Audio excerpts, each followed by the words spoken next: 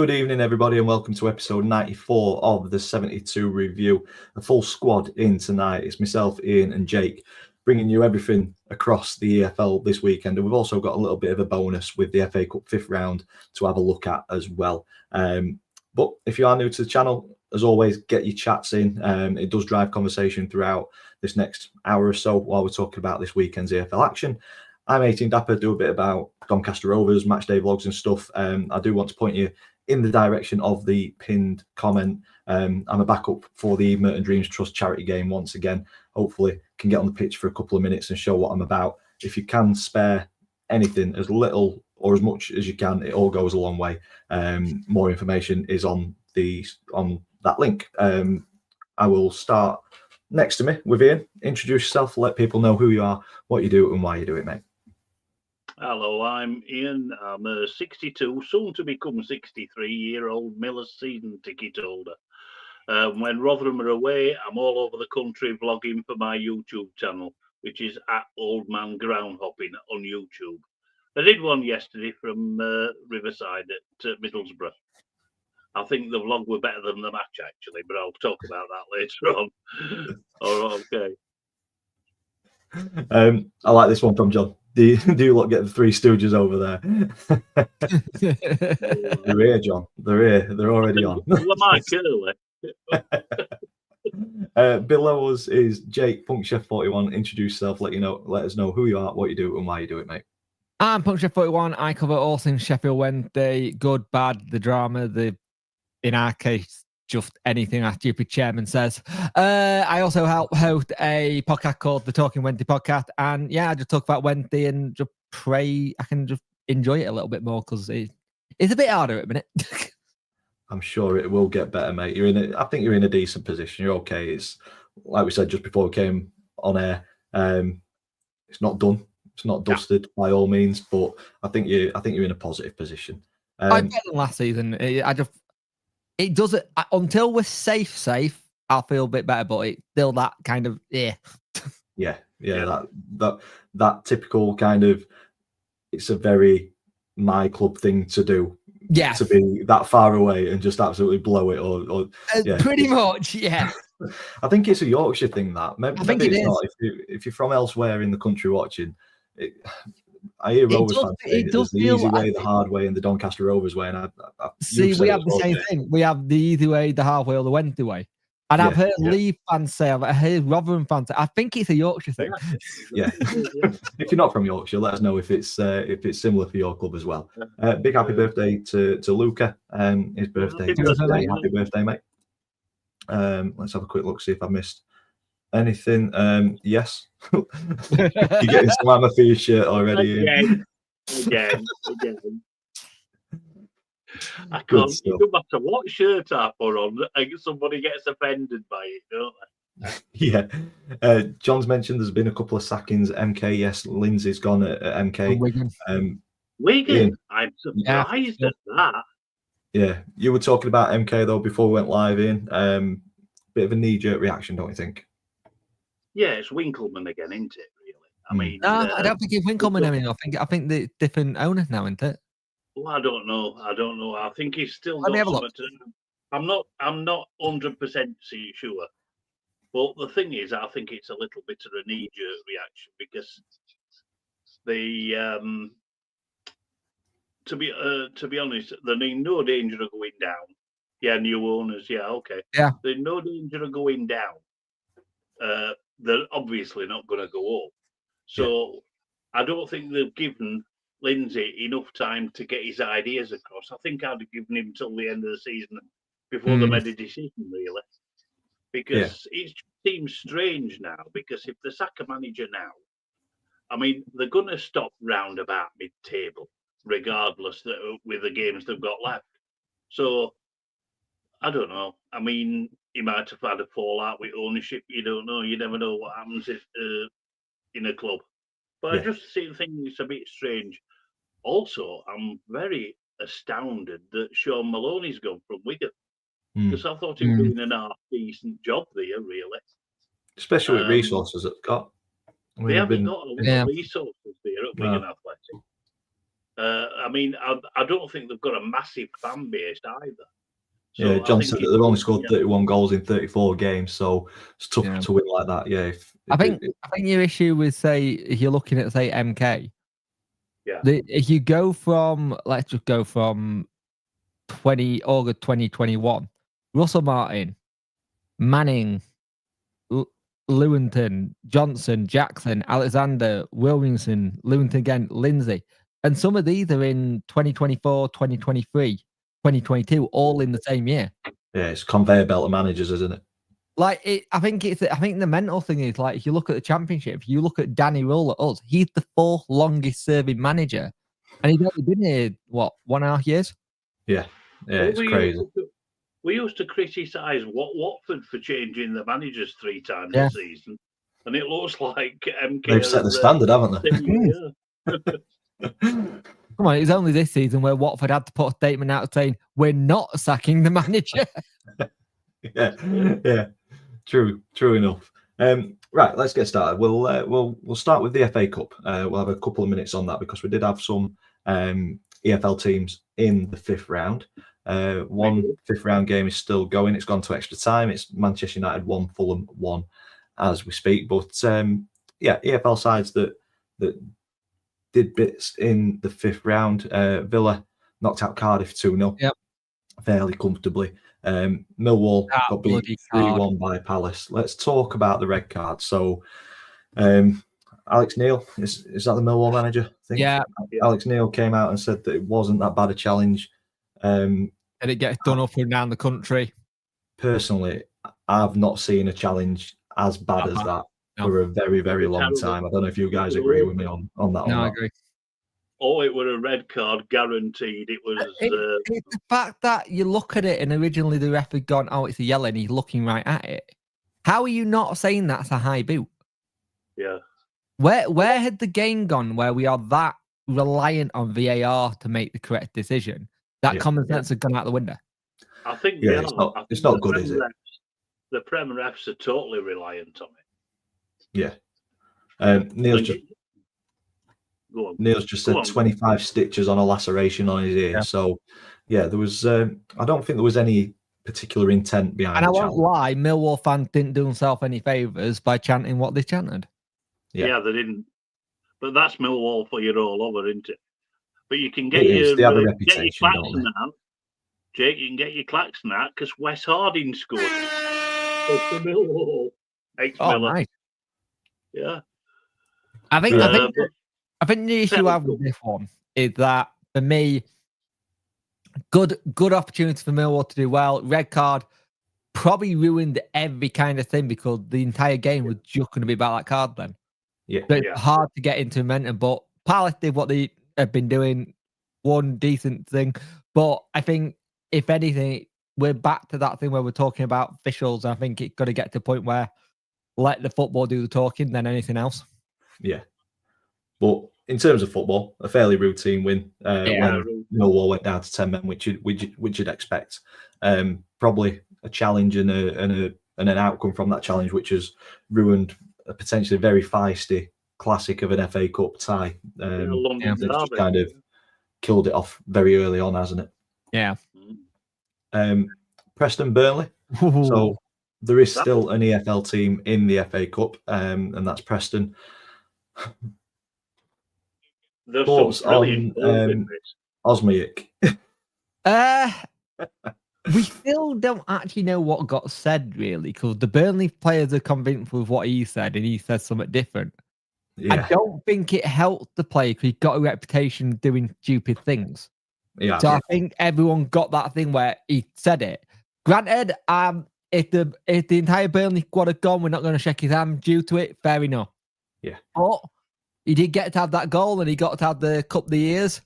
But at the same time, it was always going to be a knife edge, whatever happened. And I think Burnley gone, we don't care. We need to concentrate on league.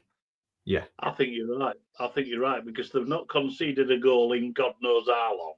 No. I mean, in one game. Robbie Brady's free kick was superb. Yeah. Absolutely superb. Postage stamp type thing. Yeah. But I think Scott Parker's had a word and said, "Don't extend yourself too much. We want that championship. We want the title." Yeah. Neil's asked what our thoughts are on the non-handshake saga yesterday.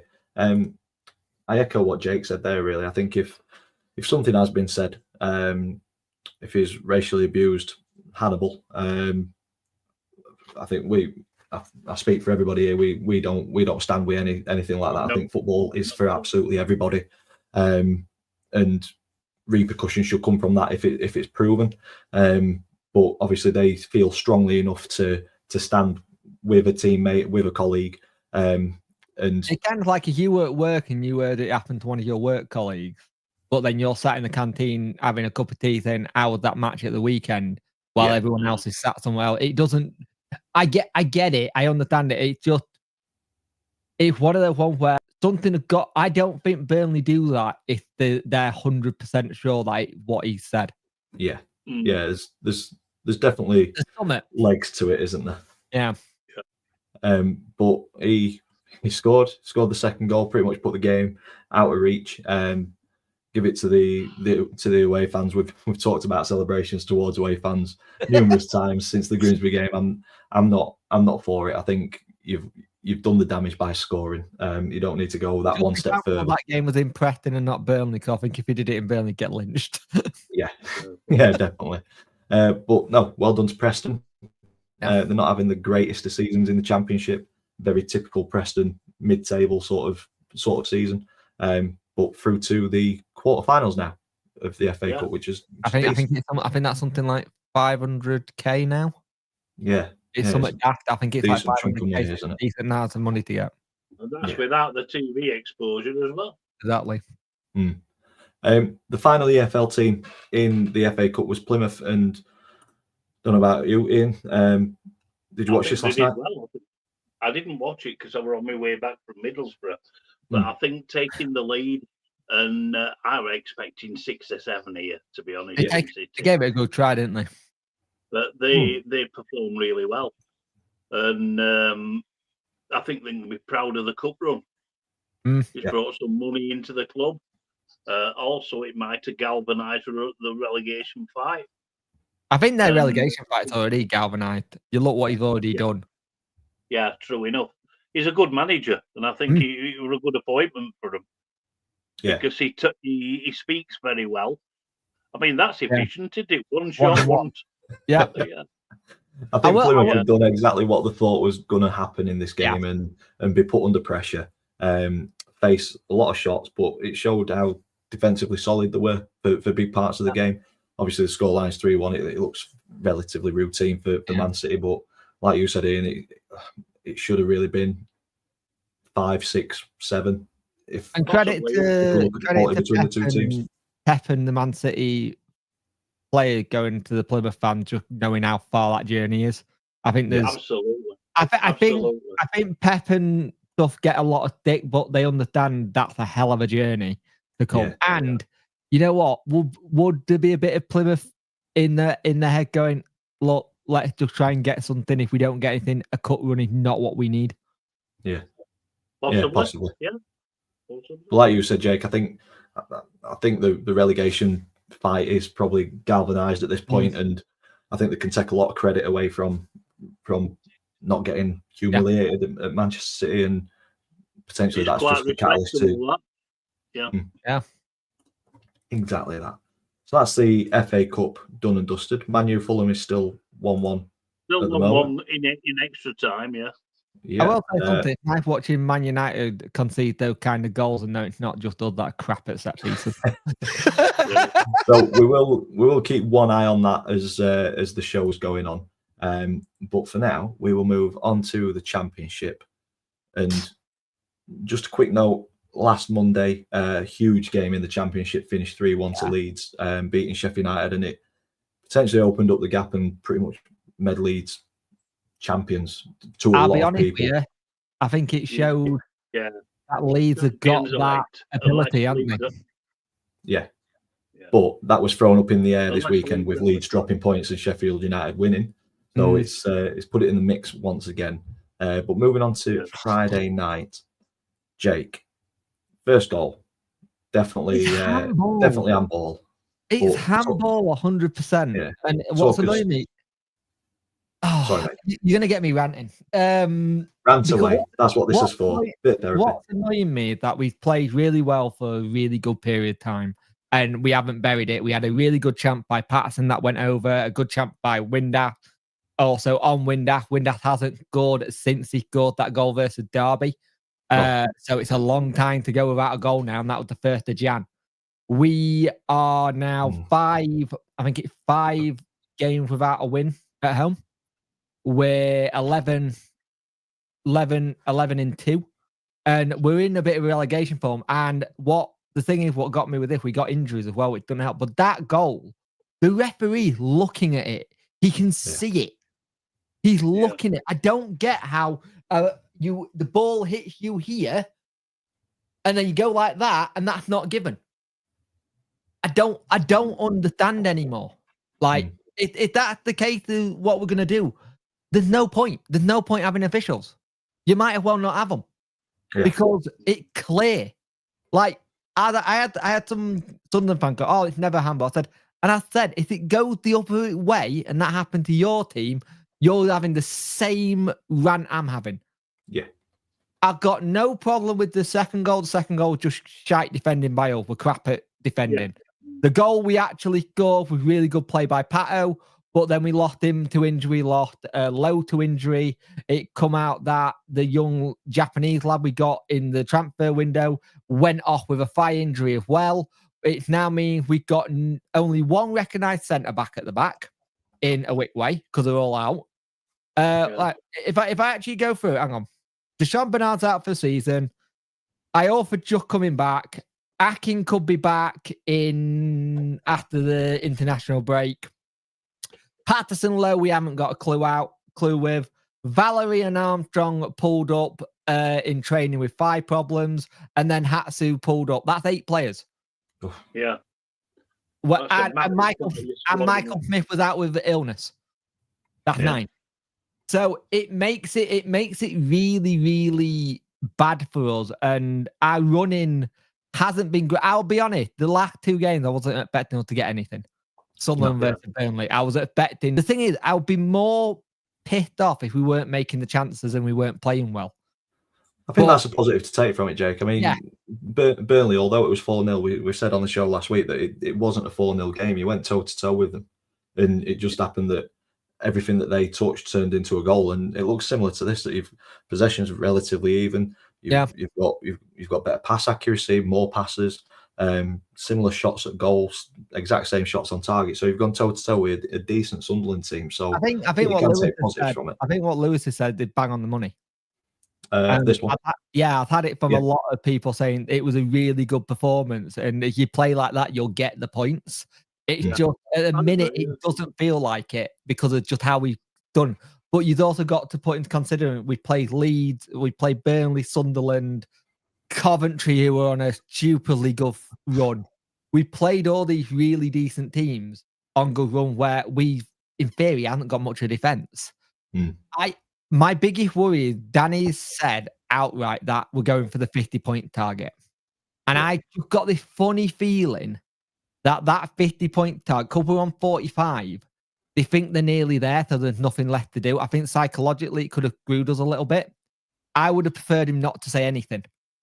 Yeah. And you've gone, let's just keep going. Whatever happens, happens. Kind of thing. But at the end of the day, we know what we did last season. We can't keep living on that, but we've got to turn it around somehow. And it doesn't get any easier because our 2 games before the United Wednesday derby are Plymouth away, Norwich away, and then it's the derby. Yeah. We're not coming back home for after those games. After Plymouth, we're staying down there. Yeah. So it's annoying, but it is what it is. Gotta love football, aren't you? I should have just done water polo. At least I would have got wet. Ian, you went to you took a championship game in yesterday, didn't you? You went up north to Middlesbrough to watch Middlesbrough play Derby. Talk to us about this one. How did it go? First half, it was quite a good watch, actually. I mean, Derby's one shot on target, which were Marcus Harness, were in the first couple of the minutes of the game. Well saved by the Middlesbrough keeper, Travis. But after that, that's probably the only time that Derby got into the Middlesbrough area the entire game.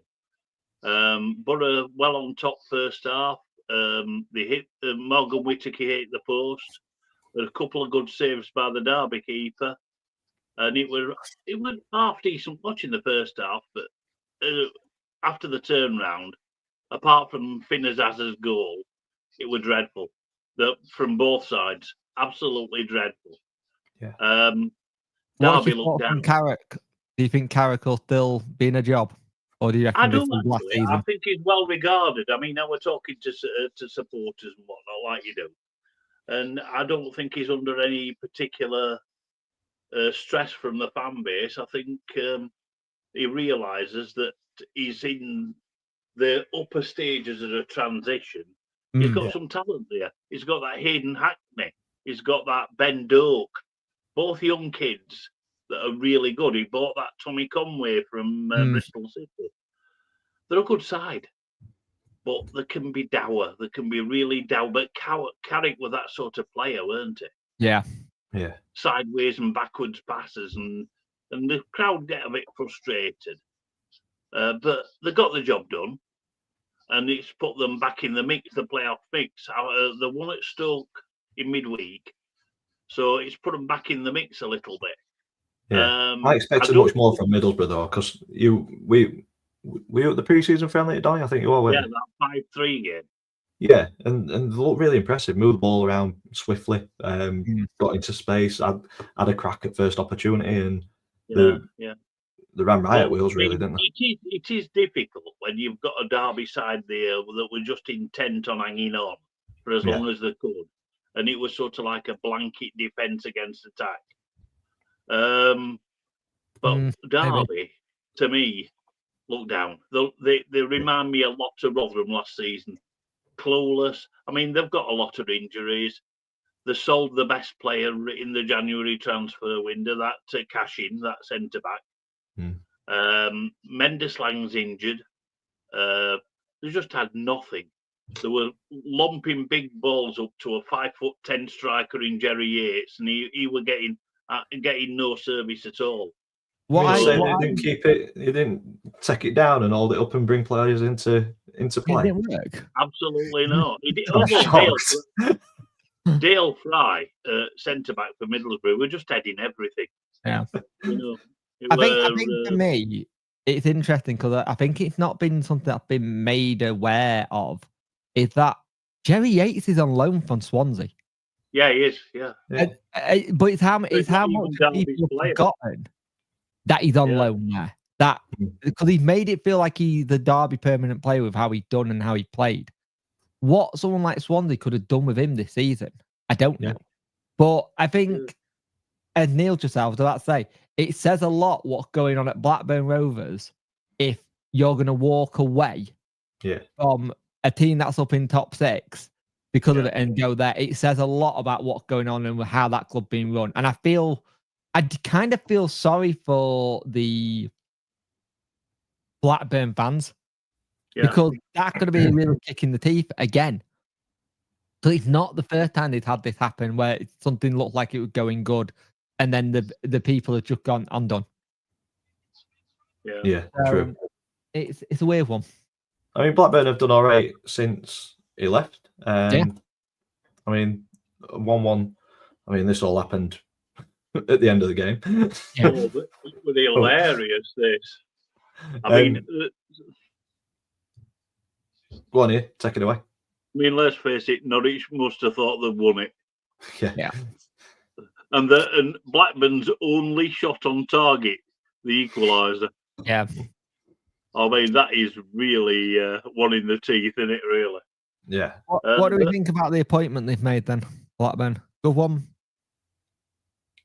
I'm not sure, to be honest, mate. I think...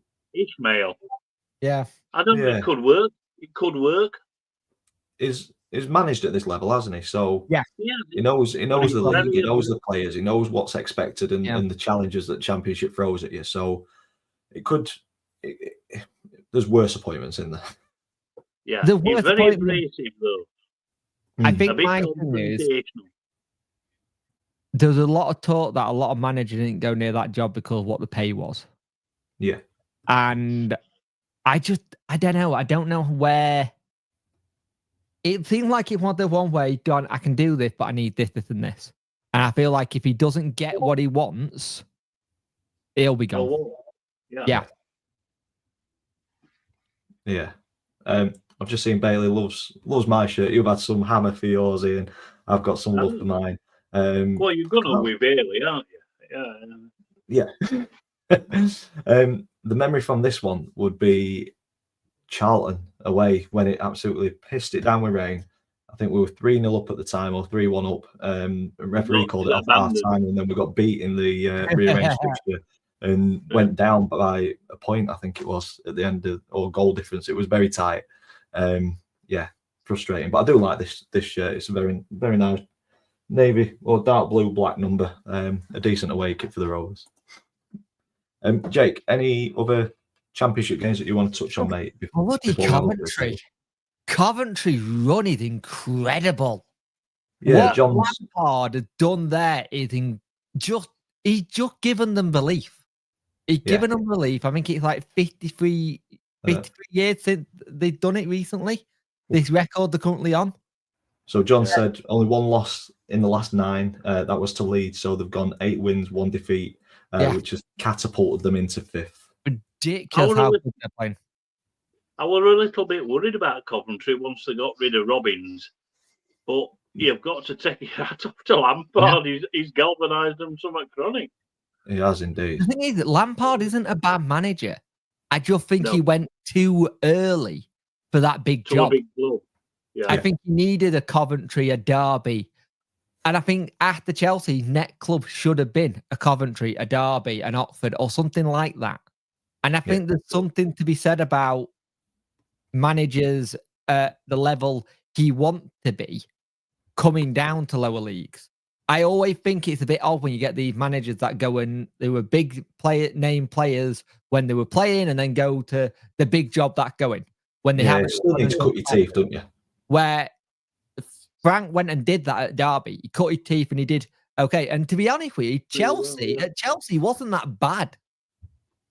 I think he gets a little bit of a bad run with Chelsea, but Chelsea was actually semi-decent with everything he was having to do. In terms, if you remember, he had to deal with the transfer embargo, so he had to use youth, he had to do all that lot. So the fact that he got on playing, they're my dark horses to go and get the playoffs. If they keep this up, Lewis won't like that. I really do think they're my dark horses to get playoffs. Lewis has said Coventry better not get in the playoffs. They're the bogiest of bogey teams, of all bogey teams for Sunderland. Yeah, every club's got them. Yeah. Bailey's also said, the Charlton away game, players trying to sweep everything off the pitch to carry on. Keegan's red card still stood. Yeah, so the scoreline didn't. We started the game again. Keegan still had a red card. Yeah, shafted. Absolutely shafted. I don't get how that happens when the game had to be redone and the card still stands. Ridiculous. Right, let's have a quick look at the table. No. Okay, so table. Derby, Plymouth and Luton currently occupy the bottom 3. Luton did themselves a power of good. Yeah, beating Portsmouth 1-0. 1-0. And Plymouth have got a game midweek, I think, to catch up. All City will certainly be looking over the shoulder at the minute, as will potentially Cardiff. They're not a million miles away, and Stoke needing to get points on the board. Robbins has said at Stoke. No. He basically said a massive rebuild needs to be done in the summer, like a massive one. He's shocked at what he walked into. Wow. They are underperforming, though. They are. Oh, yeah. They are. So, they'll want to get points on the board just to kind of alleviate that pressure and give them a bit of a bigger cushion to the bottom 3. But for me, it's 3 out of 5, maybe. Yeah, and Derby's still not a million miles away, are they? No. It's only a couple of wins. Yeah. keep an eye on it.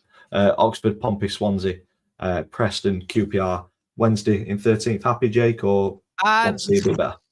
I want to see a bit better. I was hoping to get that 50-point by the international break. I don't know if we're going to get it yet, because we've had so many games where we've been either in and around it and close. I said mid-table all season. Yeah. I said anywhere near mid-table, but I'm getting a bit itchy because it's not there yet, and it don't feel safe, and teams around us are starting to play. Yeah, there's a lot of teams between you and the bottom three, though, mate. I think there is. I'm a Wednesday fan. I'm so used to expecting the worst. I'm so used to having a season of drama in the table, so this is weird. So I'm readying myself for after the international break and going, oh, great, we survived again. Yeah.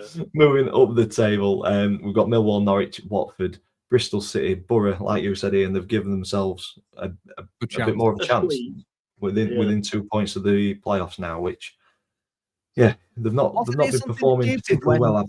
Lampard came in, weren't Coventry like 17th? Something like that, yeah. Ridiculous. Yeah, so they've shot up the table. But yeah, extremely tight in and around the playoff picture, as it always is. Sunderland in 4th, Burnley in 3rd, with Sheffield United closing the gap to 3 points on Leeds, with Leeds dropping points and Sheffield United beating QPR. Yeah. Lovely stuff. On to League One. Couple of games midweek. So the results are ticking along the bottom of the screen. But Ian, Rotherham have won an away game at 3 o'clock on a Saturday. Good job you sat down. For the first time in nearly 3 years. I mean, obviously, I got half an eye on this from Middlesbrough. And when I saw it were 2-1 to Rotherham and then Bristol Rovers equalised, I sort of went away from my phone. I thought, oh, well, this is obvious what's going to happen. It's going to be 3-2 to Bristol Rovers. But then, when I were on the train, I thought, I'll check the final score, and they'd won. I couldn't believe it. It sounded like, and what I gained from this is that we've got a little bit of fight. We've got a little bit of belief, because they went down a goal early at 5th minute, came back to lead, got knocked back again, and then stuck a winner in. I mean, Ian that's was not on the just train with his top off running up and down the aisles. Are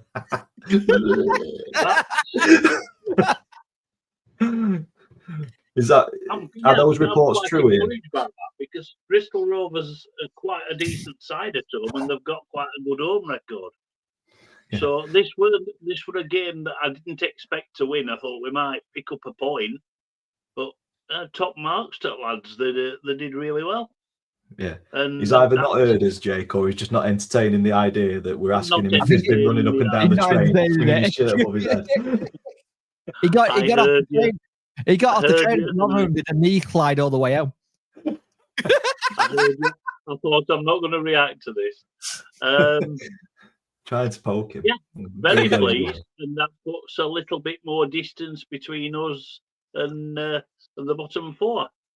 Yeah, I mean, being a Yorkshire football fan, I'm still not sure that whether we'll survive or not, because like you said, Dan, we always expect the worst, and our next 2 games are Leighton Orient at home and Wrexham away. Yeah. Well, John said, I bet Fatty Fist Pumps went into overdrive on Saturday, especially winning so late on. Probably did. I've heard that he had to go to hospital and get his wrist sorted because he did that hard. And John, Wrexham fan, has said, let's hope it's just a 1 game away winning streak. Obviously, you just mentioned that your next away game is I still Wrexham. have nightmares at a racecourse. I mean, I've seen the Millers win there. I was sort of winning that. John said that Bogdan is in the chat. How do you feel about I'll leave. That's not nice at all. That's not nice. Anyway, getting back to what I was saying. Yeah, it looks, I mean, 14 shots, 8 on target. Pretty good, that, for an away side. That's not bad at all. Pretty good for a away side, but pretty good for a Rotherham side. Yeah. Especially at the We minute. don't normally get 8 shots on target in 3 games, to be honest with you. Yeah, pleased with that. Very pleased with it. I'm sure you do. You're not alone, Ian. Ah. James doesn't like Thogden either. Well, actually, I think that's quite tame, calling him a clown. I could have much. You'll shut us worse down, though, Ian, opinion, if you but tell us what you really think. You're not asking me to do that, are you, Dan? No. No. But no, happy with an away win, especially winning it at the death. Be, haven't you? We are aware record being so dreadful. You've got to be happy. I couldn't believe it when I saw that on Twitter that it was 3 years. That's incredible. Yeah. I mean, we have won away since, but they've always been on Tuesday nights or Wednesday nights, never a Saturday afternoon. Unfortunately, John, he is. Sadly. Not quite been turned into a Liverpool fan yet, and he has. I think it does do bits for Sky. Not much as they used to do. They're doing a bit more of a YouTube content now. Yeah. It's really weird, the Sky mainstream situation, because any YouTuber gets a chance to do that, I tip your hat off you, because it's a great thing to do. Yeah, you've got to take the chance on it. But it's very much a desperate one. As a guy going, we need thee because they know how to work the algorithm. We don't. Yeah, that's it. I think next we go to Birmingham. So John Morell, if you want to pop a bit of a chat in about this game, I massive game. That name, then I thought it was the other one at bloody Singy. I thought it was the young 18-year-old kid at like the PSG player. Simmons. Yeah. I'm like, when's he gone there? Well, that's some loan, isn't it? I am so tired. Massive game. It was an absolute stone jump red card. Yeah. Gar said Birmingham won. Shock. But no, it's a massive game at the top of League One. Obviously, Wickham are trying to close the gap. I don't think they will ever close that gap to Birmingham, to be honest. But it's just really solidified Birmingham's championship, really. They pretty much got it sewn up. Let's just call it what it is. They've got to have a massive disaster. Yeah.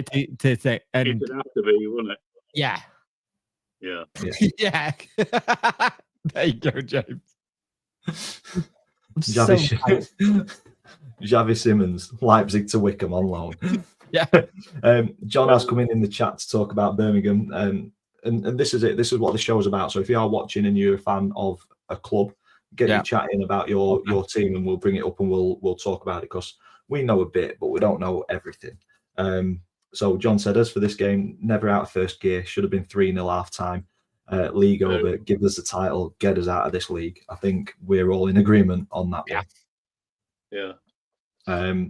John has come in and said Wickham were 6 clear of Wrexham, but have gone 1 win, 3 draws, 1 defeat, and the lead is down to 2. With Wrexham winning 3, drawing 1, and losing 1. And not a bad result, in all fairness, yesterday. Sue loves how humble John is.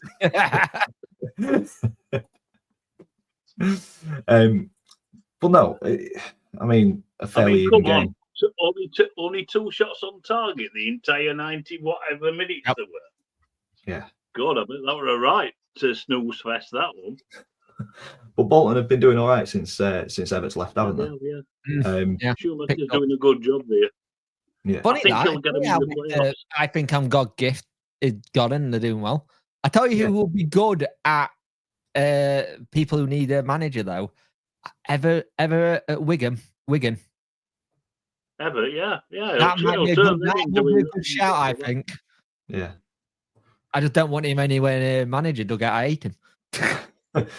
Neil has let us know that United and Fulham has gone to penalties, so that's the 5th round of the FA Cup. I think so. Fulham are winning because United can't go penalties.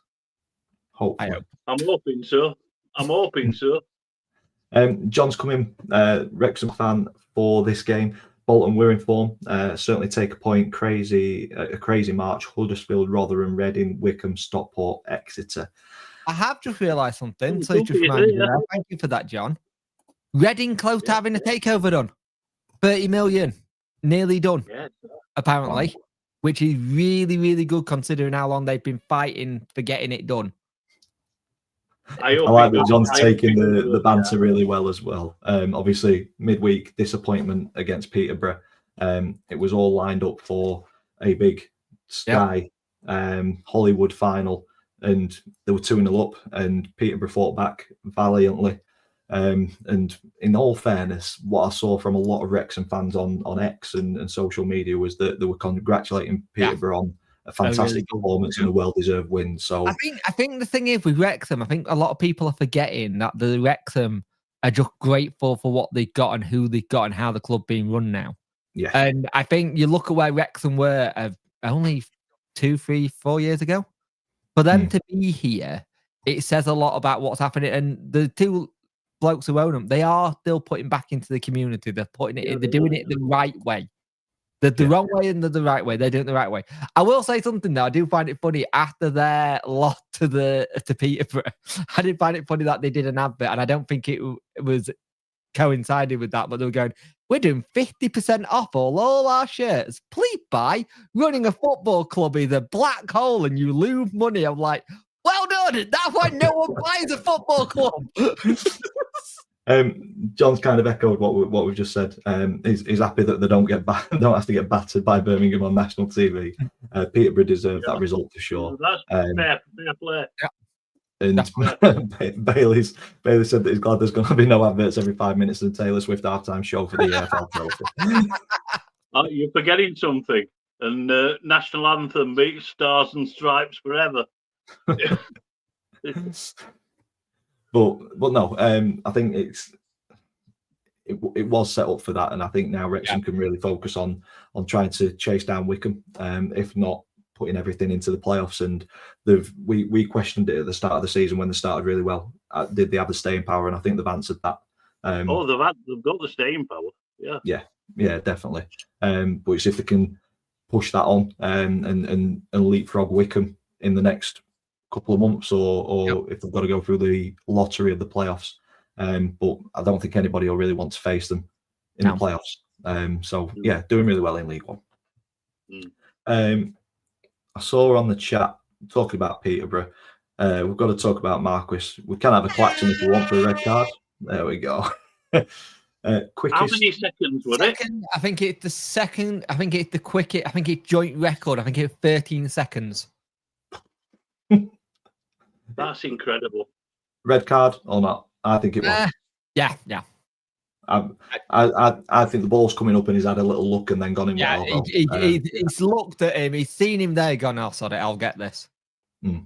Yeah, it's. That's a question for the chat as well. I think it might split opinion. I don't know. Do you think it was a red card if you've seen it?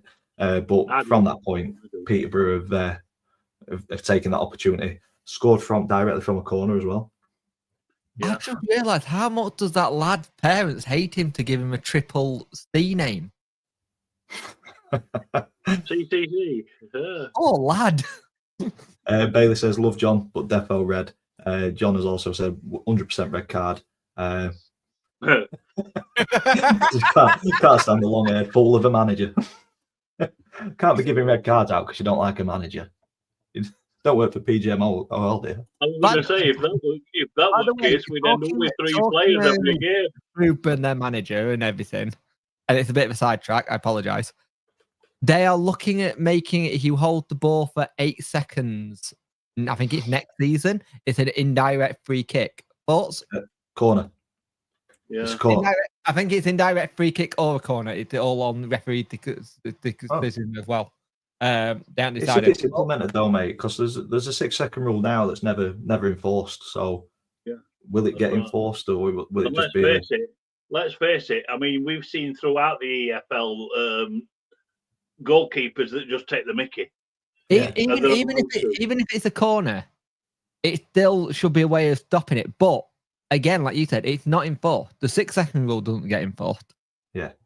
We were meant to have the whole thing about pulling the shirts in boxes. Doesn't get enforced. I think the problem is they work for all of about 2 weeks. Yeah, And then you go at the off. start of the season. If you remember last season for Rotherham, that Rotherham player got sent off for the celebration, and it didn't happen again. No. And that was in our first home game. It was what they call him that plays for Luton now. I know what you mean. Yeah, I can't remember his name. He got booked for a celebration for a goal, and he got sent off for waving an imaginary red card to block the. And that was in our first home game. I think then they abandoned it. I just have this thing where if you do it, then great. It'll stop it. It'll speed the game up. But like you said, I don't. Right, you know the 6-second rule. You know the only time I ever get that implied on me is playing the football game on FIFA. Yeah. Yeah. Only time. Yeah, definitely.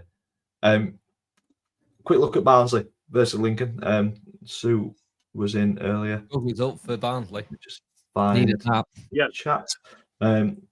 So she said, we forgot how to play for 55 minutes, then the subs came on, could have drawn from 3-0 down.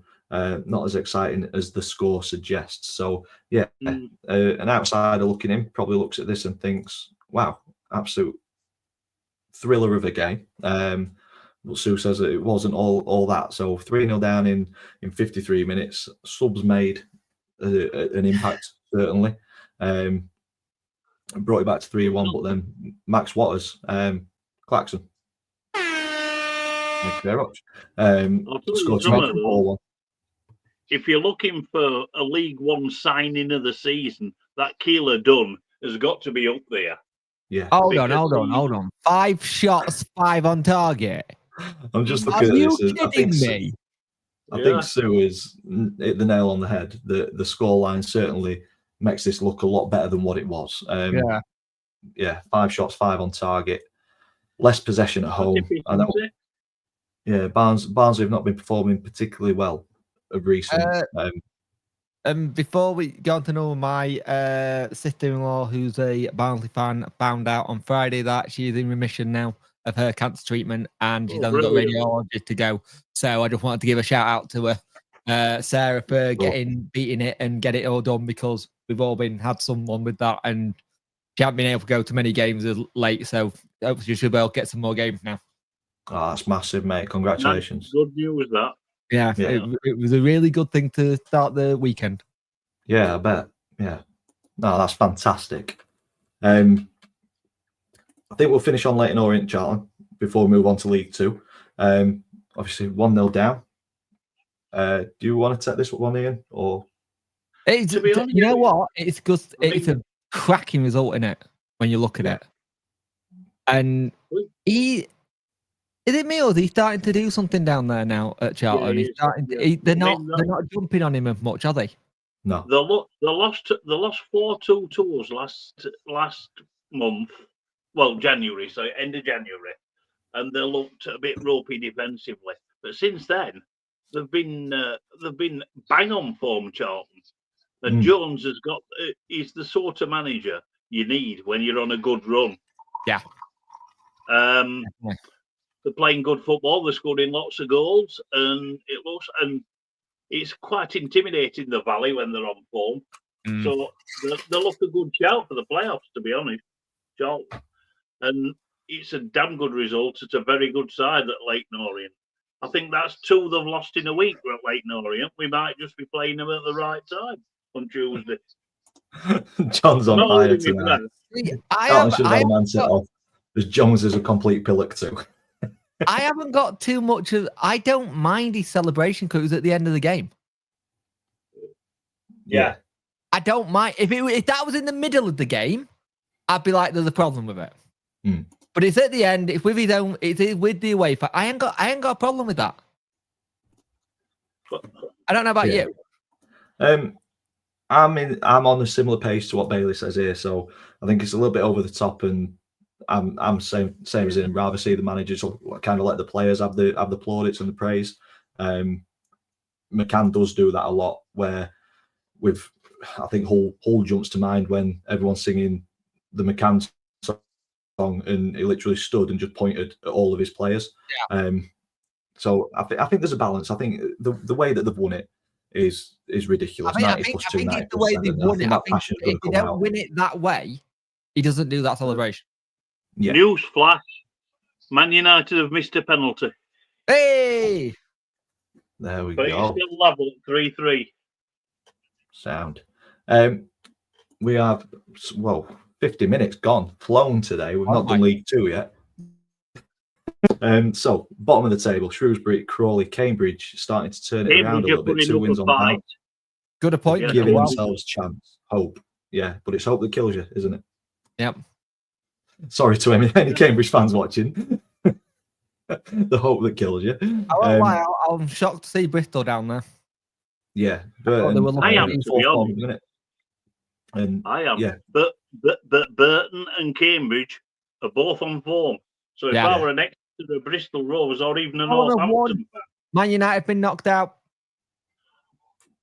that's tragic. Oh dear. You can tell that all those lot are gutted that Man United have dropped out of the FA Cup. I can't trying to hold the tears back.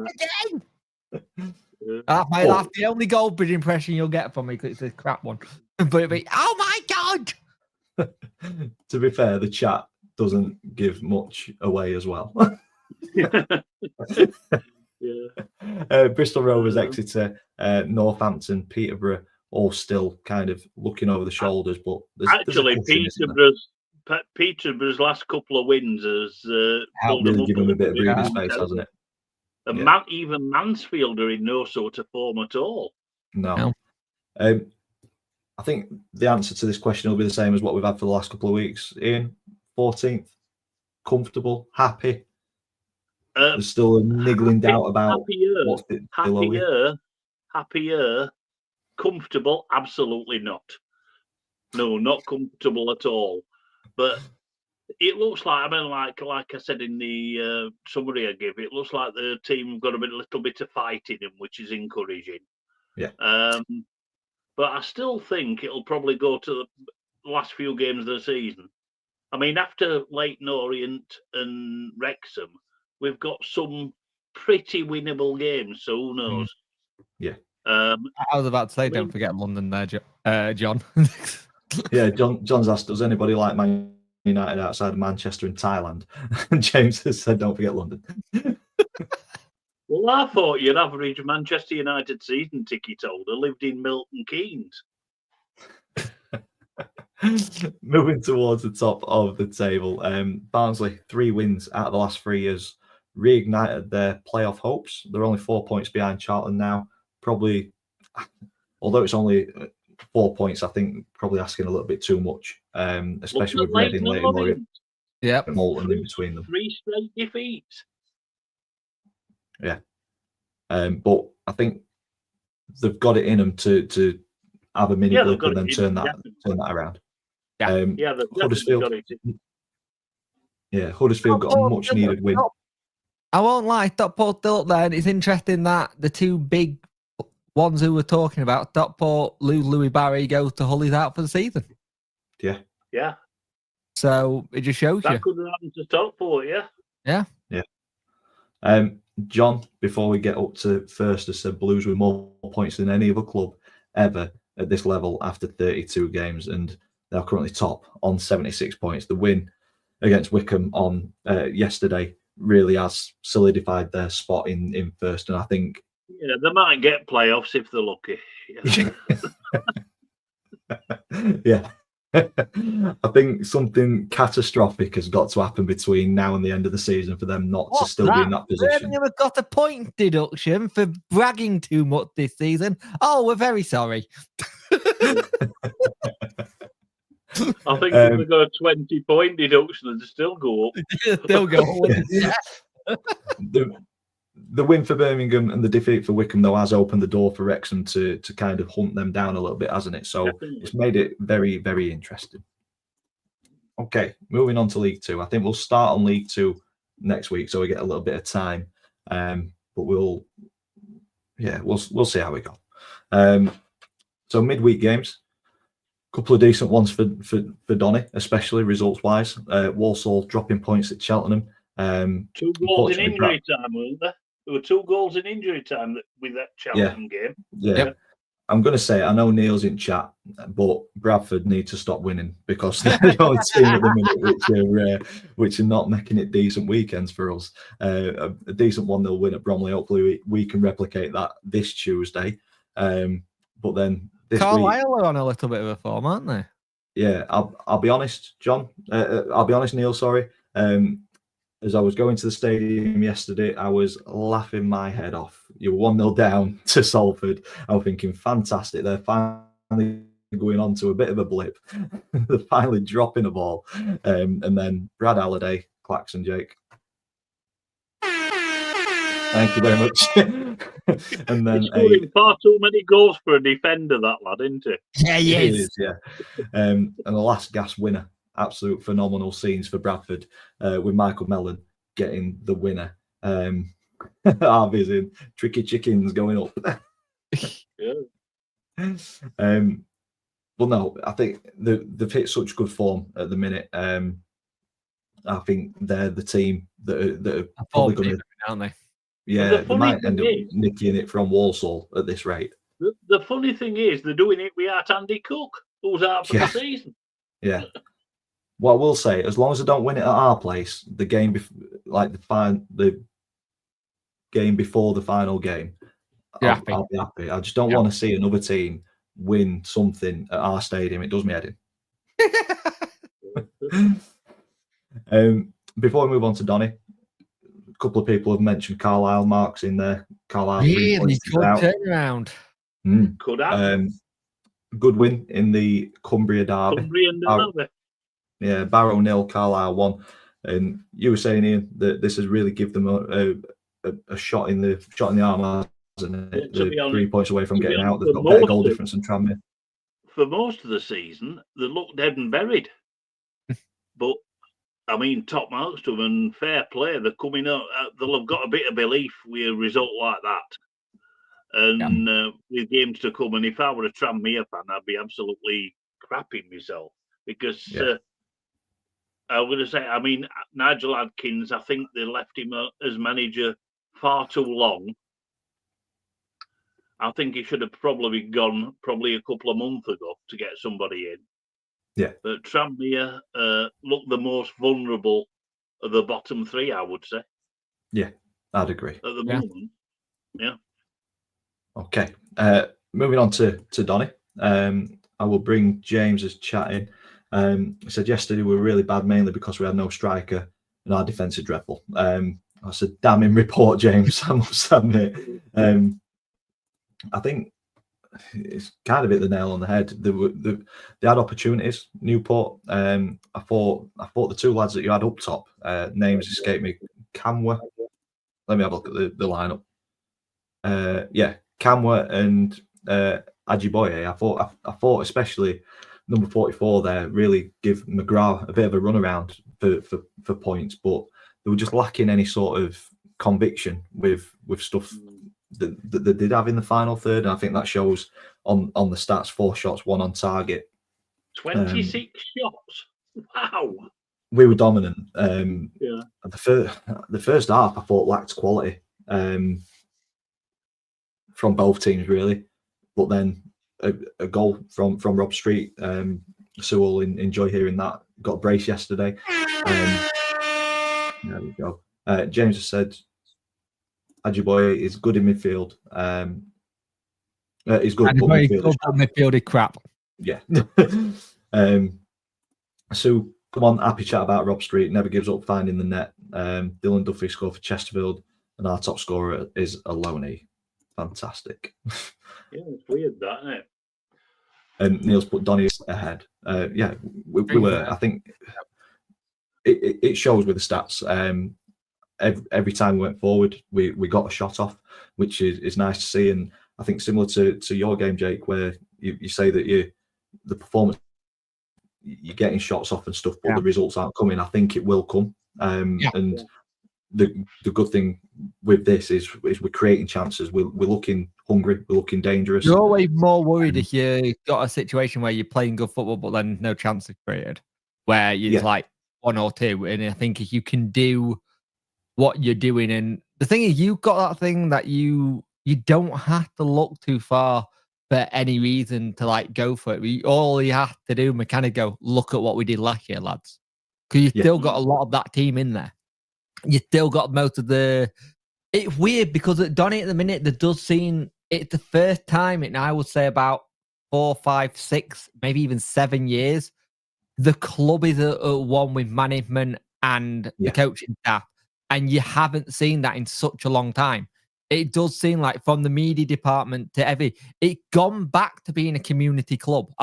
I've got a lot of mates. I'm from Donny. I've got a lot of mates who are Donny Rover fans, and they have said that we feel a one again, and we haven't had that for such a long time. Like people are happy to go in. Periods, especially more recently. Yeah, they're just saying it just feels like a community club again, which is nice because that's what Donny's always been, a community club. Yeah, but probably one of the most routine performances. I don't want to sound too disrespectful to Newport because I know they've got a lot of injuries and the suspension as well. But similar to what John said about Birmingham, I don't think we really got out of first or second gear in this one, and it was relatively comfortable. I think at 2-0, possibly if they'd have nicked one back, it could have been a little bit more nervy. But Molyneux again popping up, absolute superstar for us this season. It's been brilliant. Time. Yeah, lovely finish into the bottom corner. Can I stop you, Dan? Can I stop you, Dan? Yeah. Cup quarter-final draw. Fulham against Palace. Yep. Preston against Villa.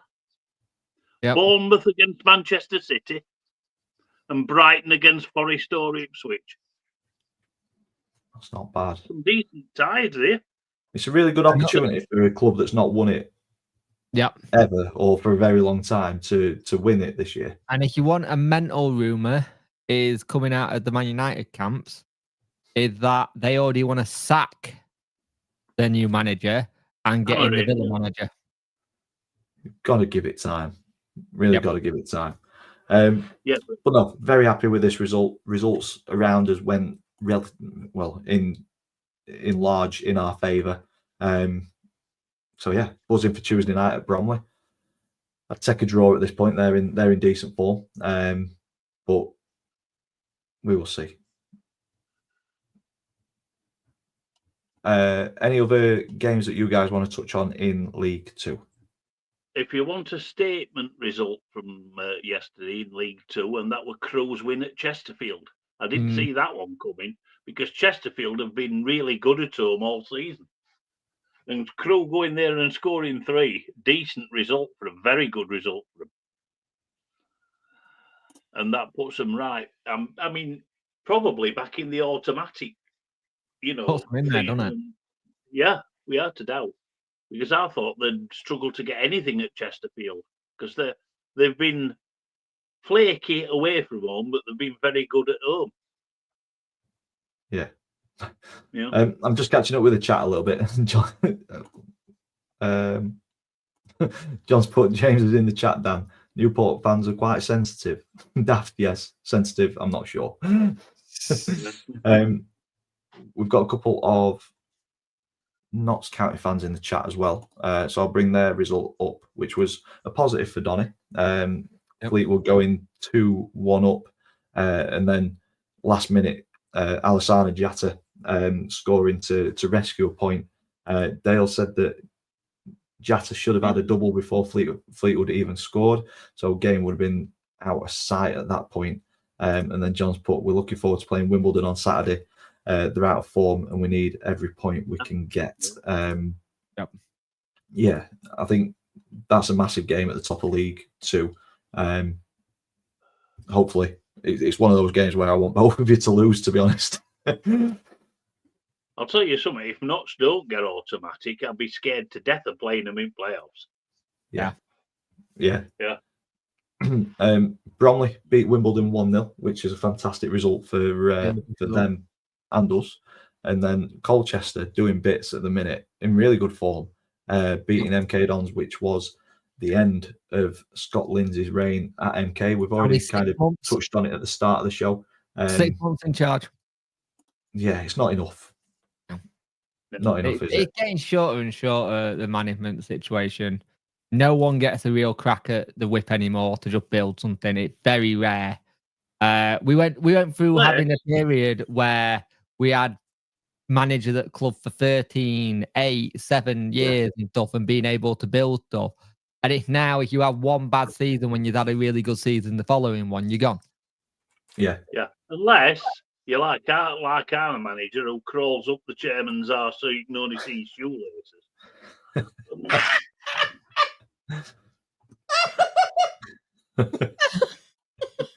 Bailey said, kind of agrees with us. Yeah, possibly. It just seems stupid to me. Needed the summer, no risk of going down, so could have waited until the end of the season. Yeah, exactly. Exactly. And then Dale has said that our game in hand on Donny, so Notts County's game in hand on Donny, is Grimsby a week on Tuesday. So that potential points drop there. That's a big game. And Bailey's put a big couple of game weeks Tuesday and next Saturday coming up. Certainly, there's points to be won and dropped, especially in the top 7. Any other games that you guys want to touch on before we look at the league table? And I thought that Walsall had recovered from the blip, but you've got to give Ian Holloway credit for how he's turned Swindon round. Because they're nobody's fools at the moment. They're in fabulous form. They're looking decent, aren't they? Yeah, they're looking very decent. And Holloway's still got it, hasn't he? As old as he is. He's still got it. I mean, the thing is that it's nice to see someone like Holloway just go there and do what he's done most of his managerial career. Go in, turn it around, give him a bit of belief, be his usual sarcastic self with the media, bit of tongue in cheek, and it just shows you can still have a character in football. Yeah. In the manager game, because I think there's so many managers now who are so scared to say something because of some whatever. And I think Holloway's like, well, if you don't like me now, you're not going to like me before. So sod it. Yeah. Yeah, but his record stands up against anybody's, doesn't it? Yeah. Holloway's record. Yeah. Neil's just put a chat in, which is an impressive stat. Walsall were 17 points clear at one point. Now Bradford are just 4 points behind them. So, yeah, they've capitulated, haven't they? Yeah.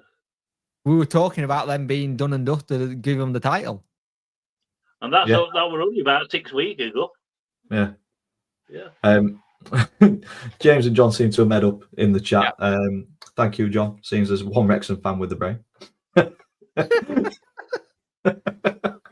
There's only a bit of rivalry, is there? No. Friendly rivalry and banter. We're all for you. Looking at the League Two table, so we've already kind of touched on that Carlisle really giving themselves a boost. Yeah, we've got a game in hand, 3 points behind Tranmere, better goal difference. I'm not sure who that game in hand is against, but they're unbeaten in 3. Yep. So form has turned around a little bit. Morecambe, 3 defeats on the bounce. Tranmere not a win in sight. Aki look vulnerable as well. Yeah. So Carlisle will be looking to pull themselves out of the bottom 2, which I think they've been in for the vast majority of the season, if not all of it. I remember a couple of weeks saying that they were done and dusted, but they really give themselves hope. I did say when they brought in Hughes, it might give them a kick up the backside. Yeah. I just had this funny feeling about him coming in and just being able to galvanise and go, I've done this, I've been here, let's do this. Yeah. Harrogate did themselves a big favour by beating Accrington as well, didn't they? Yeah. It's just put them 10 points ahead of Morecambe. A lot of teams who are playing around each other at the minute as well, which is interesting. So it makes it really spicy at the bottom to see who go where. Yeah. And it's weird because you look at it, you think this could be. Normally the rule of thumb, John, is 50 points and you're safe. Yeah. Doesn't normally happen though. Sometimes it can be you get 50 and you still go down. Yeah. I think that's League One and Championship, isn't it? I think there's only 2 that with only 2 that go down in League Two. I think the points tally that you look for is probably about 40. It's about 35-40, isn't it? Yeah. So I'd have to. We will answer it next week. Actually, I'll write a note about that. Yeah, I'll have a look at last couple of seasons' league tables and see what. Have a look. Yeah. Come back to you on that one, John. It's also, John, sometimes you can hit 100 points and still not get promoted. But yeah, there is that. Bailey's put 40 points will keep you up. Yeah, I think with only 2 going down, I think 40 points is about the mark in League 2, but 50 for League 1 and the Championship. Yeah. Moving up the table. If you're in the Prem, if you're Southampton, anything above double figures. Yeah, I think Southampton will just be wanting to get past 11, won't they? So they don't get the Derby record. Yeah. MK Dons obviously parted ways with the manager, but I can kind of understand it with the position that they're in. They've got a squad that's better than 17th, but at the same time, they need to be either giving him time to implement what he wants to, or I don't know. I just think they've underperformed, and for me, whoever it's one of those where you talk it off and go again next season. Whoever gets in, they get a pre-season, they get a transfer window, 2 transfer windows, and at the end of May, it still hasn't worked. You then go, okay, fair enough, or give them another chance to do it again. I always had the rule of thumb: let a manager, if you can, have 2 seasons. Yeah. Then that's 4 transfer windows to get it right. Yeah, that's it. Rivalry started again. What you guys are made up. There you go. That was friendship. Looking at the playoff picture, Grimsby's certainly not out of it. Game in hand over Crewe. 3 points behind, but much worse goal difference. But there's plenty of football to be played. Crewe, Port Vale, Wimbledon and Notts County currently make up the playoffs. But with games in hand, if all are won, Donny will slip to 5th. AFC Wimbledon have slipped to 6th. Port Vale will be 3rd. Notts County. Can you just bring up John? Can you just bring up John's thing a minute? Because it's an interesting one. Because Americans sometimes, in American sports, you don't have relegation, so you don't have the issue of losing something. So you don't have the losing money and stuff like that. Because of it being because you've got relegation promotion, a lot get itchy chicken trimmer finger because it immediately goes, oh, if we don't do this, we could lose X amount of money. And I think for some, you're very clued on with football in general, but a lot don't get that. A lot don't get that. It's like in the NFL, you're rewarded at the time for being bad. Yeah. Oh, there's no jeopardy at all, is there? There's no jeopardy at all. No. I'm just enjoying the to-ing and fro-ing between James and John at the minute. He's not put even a place. It's a cigarette over here. I think you lot call them fags. Top 3 in League 2. Donny currently in 3rd.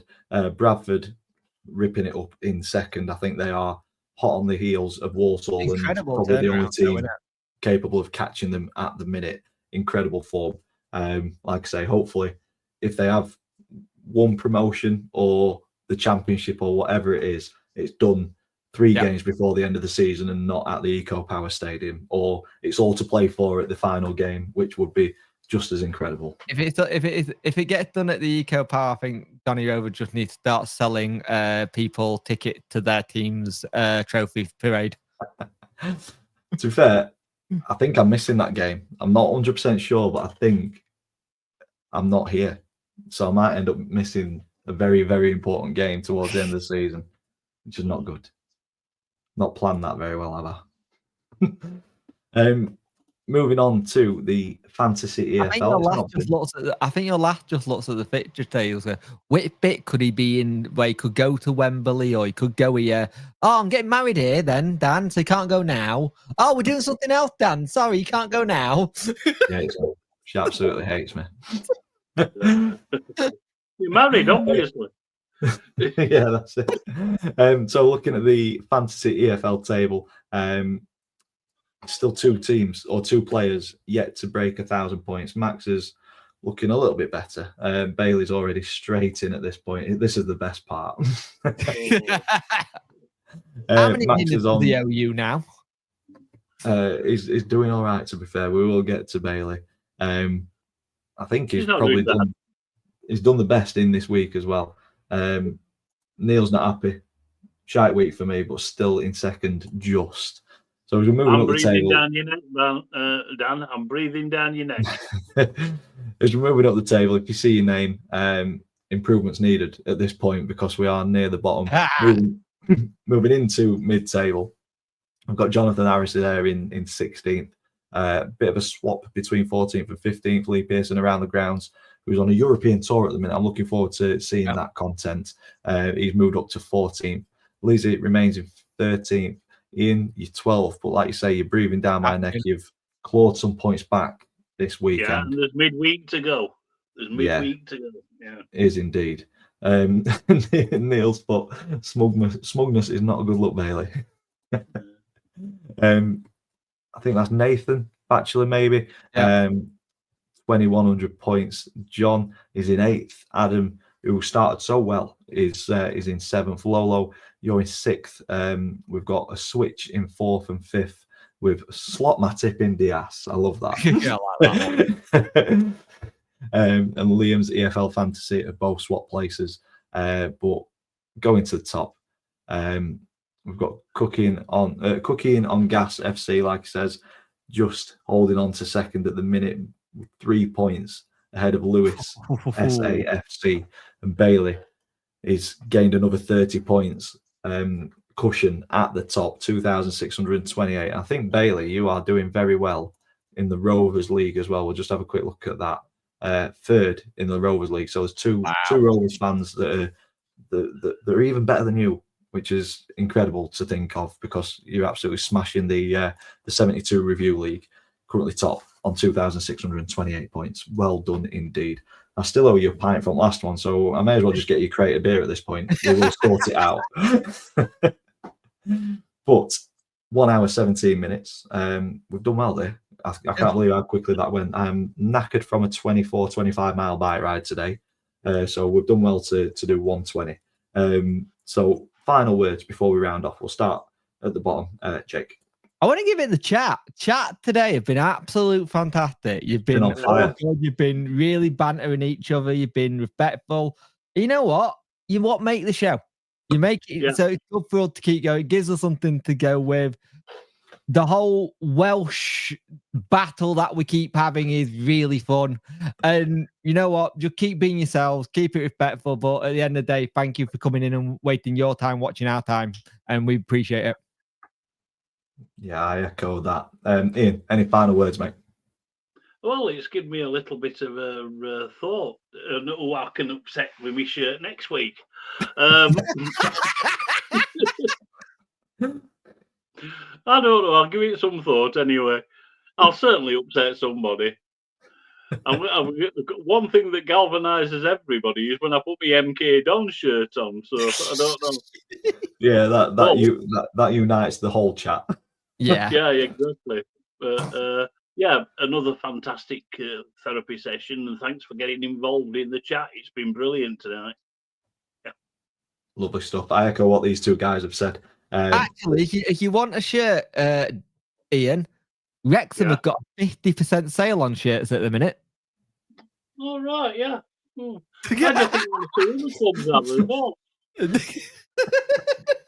I mean, it's no good going for Premier League because I'm not upsetting that many people. I want to go for an EFL club that everybody bloody despises. So Wrexham might be a good shout. Literally, as you were saying it, Jake, James has come in. As long as they don't wear a Wrexham shirt, I'm fine. Fuming now. So to round episode 94 off, I just want to echo what these guys have said. It's down to you guys why we do it. It's a therapy session for us. We talk about football anyway.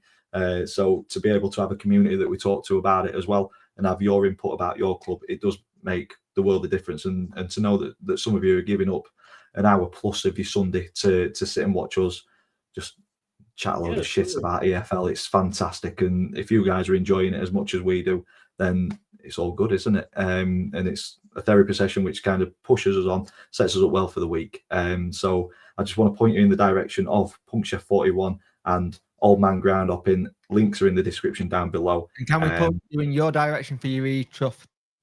Yes, yeah. Pin tweet if you've got any spare cash. It would be greatly appreciated. Goes to local people of Doncaster fighting or post cancer treatment. So it does, like Jake said, it means a lot to us personally. I'm sure people out there have had some sort of contact with cancer through treatment or a family member or friend. So yeah, it does mean a lot. So any spare would be greatly appreciated.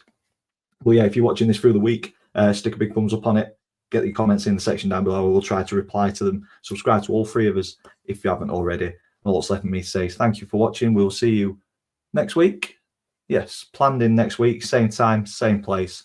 Have a good one, and we'll see you in that one. Yeah, bye.